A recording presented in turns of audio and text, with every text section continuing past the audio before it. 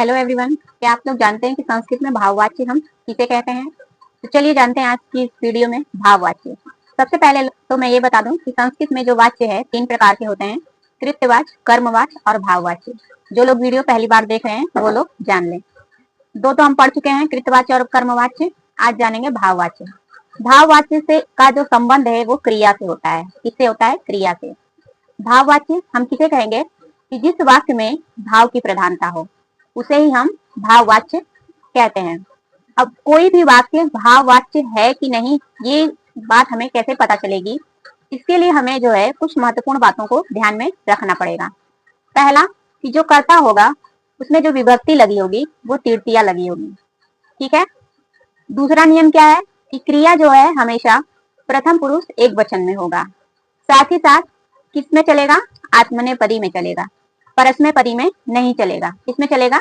आत्मनेपदी में चलेगा। और क्या ध्यान रखना है कि जो हमारा भाववाच्य होगा वो अकर्मक धातुओं में होगा। अकर्मक का मतलब है कि उसमें कर्म नहीं होगा। जिस वाक्य में यदि कर्म लग गया है तब तो वो कर्मवाच्य में चला जाएगा, और यदि कर्मवाच्य नहीं है वाक्य, कर्म नहीं है वाक्य में, तो वो वहां पे जो है हमारा भाववाच्य हो जाता है। ठीक है। इसको उदाहरण से समझते हैं। जैसे हमारा उदाहरण है मया हस्यते, मेरे द्वारा हंसा जा रहा है।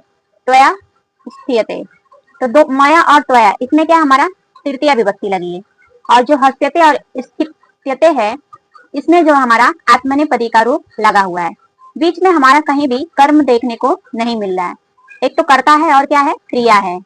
कर्म का कहीं भी अता पता नहीं है। यानी जो हमारा भाववाच्य होता है इसमें जो है कर्म की आवश्यकता नहीं होती है।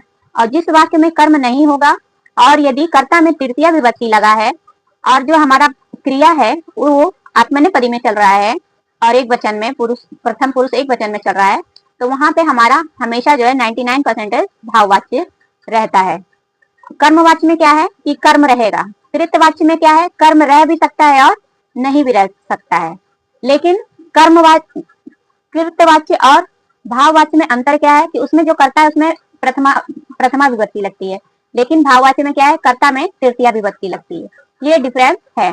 आई होप आप लोगों को संस्कृत में भाववाच्य क्या होता है ये अच्छे से समझ में आ गया है। ऐसे ही वीडियो को पाने के लिए आप लोग चैनल को लाइक करिए, शेयर करिए, सब्सक्राइब करिए, साथ ही साथ कमेंट भी करिए। और मिलते हैं हम लोग अगली वीडियो में। तब तक आप लोग खुश रहिए, पढ़िए लिखिए, आगे बढ़िए।